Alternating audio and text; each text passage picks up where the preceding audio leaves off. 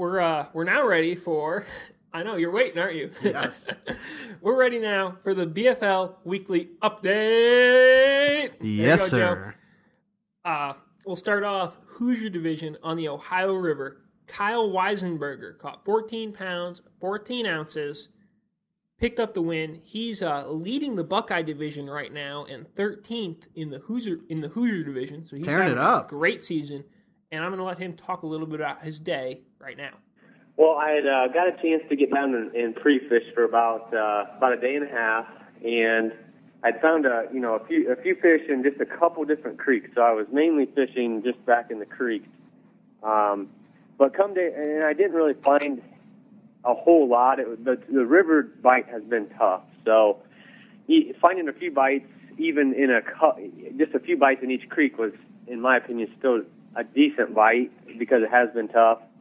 So I went kind of back to those areas. I had two creeks that I decided to focus on in the tournament.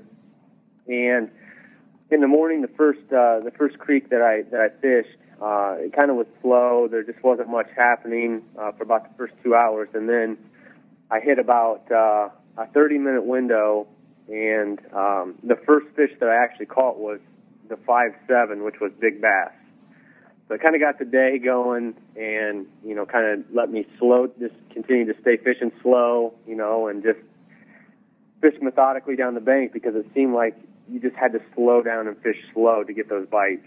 And about 10 minutes later, I caught another good one, about a 2.5 pounder. So, in that little 30-minute window, I had caught two really good fish, for the Ohio River. They're good fish. And then I decided to kind of leave that area for a little bit and let it rest. And I ran down to my second creek, and I ended up just getting one keeper down there. And I decided that, my best bet for the last couple hours of the tournament would be to kind of run back to that first creek and just kind of spend the rest of the day in there looking for those last two fish. And I came back into where I caught those two fish in just that little 30-minute window, and I was able to catch another nice keeper off that same stretch of bank. And then from there, I just kind of spent the rest of the day in that little creek back there, and I got my last bite. My fifth fish I put in the boat was I had about 45 minutes left before I had to weigh in. So it was just one of them days where I didn't get a lot of bites, but it was quality bites.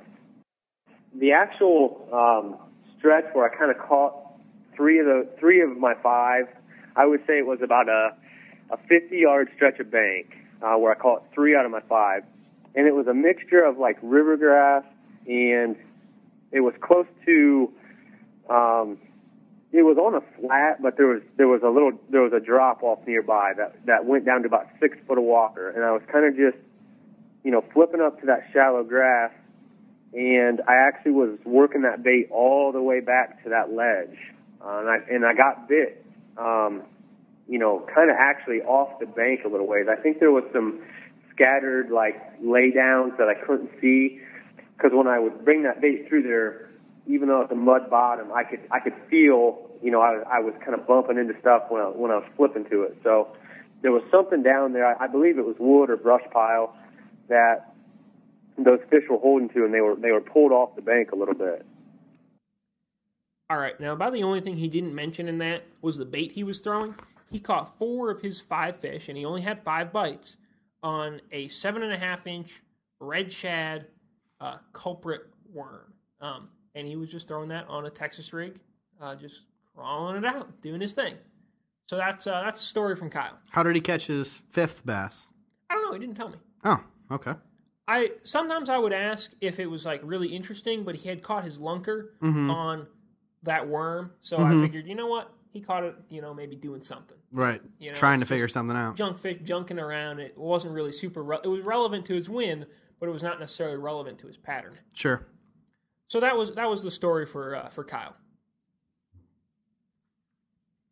Usually you say congratulations. Oh, yes. Congratulations to Kyle Weisenberger. Sorry. All right. Next up, Michigan division on Lake St. Clair. Randy Ramsey caught 21 pounds, 2 ounces. And I'm going to have him talk about his day right now.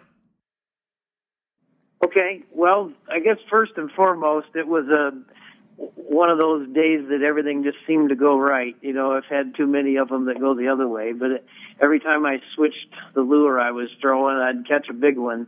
But I was fishing in 15 to 16 foot of water. There were weeds on bottom, and sometimes they were thicker, sometimes they were thinner, and the fish seemed to be where it was just a little bit thicker weeds. But I was throwing soft plastics. I caught good fish on a drop shot, on a tube, and on a Texas rig Erie darter. Those are my three main baits. It was a big flat. I'm assuming that there were probably concentrations of perch in the area, and that's what we're holding the larger smallmouth. But it's a large flat. You'd have to run for a mile to find a 1 foot change in the bottom contour. Watermelon and green pumpkins were the colors that I threw. It was kind of a menagerie. I guess on the drop shot, I drop shot a darter also, and the tube was just a 3/8 ounce. Actually, I think it was a Bass Pro Shops tube. But there wasn't anything real magical about that. That was good, and I just, for some reason, seemed to be catching the bigger fish. There was a lot of boats in the area I was fishing, and I just seemed to, for some reason or another, had a knack for catching bigger ones. All right, so again, talking about his bait a little bit, he said he was throwing an Erie darter. That's made by Poor Boys Bait Company. They make a whole bunch of sort of, Great Lakes themed soft plastics that really a lot of guys catch fish up there. So that's worth mentioning. And of course, our boy Skip Johnson, winner at Kentucky Lake, ended up in third, caught 19 pounds, 14 ounces. Thought that was worth mentioning. Now, did Ramsey say that he fished in St. Clair? He did. He fished in Did St. any Clair. of the other field run up into Erie or fish the river? Well, I don't know because I didn't talk to anybody else in the field. Ah, okay. Now, Skip That makes Johnson sense. says that this time of year he always runs to Erie. Mm-hmm. Whether he did that or not, I don't know. Okay. Ramsey did mention there were a lot of other boats around him, so a lot of people did fish in St. Clair. He was certainly not the only one there. All right. But, yeah, I don't know as far as what the breakdown was. Well, congratulations to Randy Ramsey on his big BFL win on Lake St. Clair. All right. Joe, do you have any more BFL-related topics to touch on? I don't think so. Awesome. Well, in that case, I think we're pretty much done here.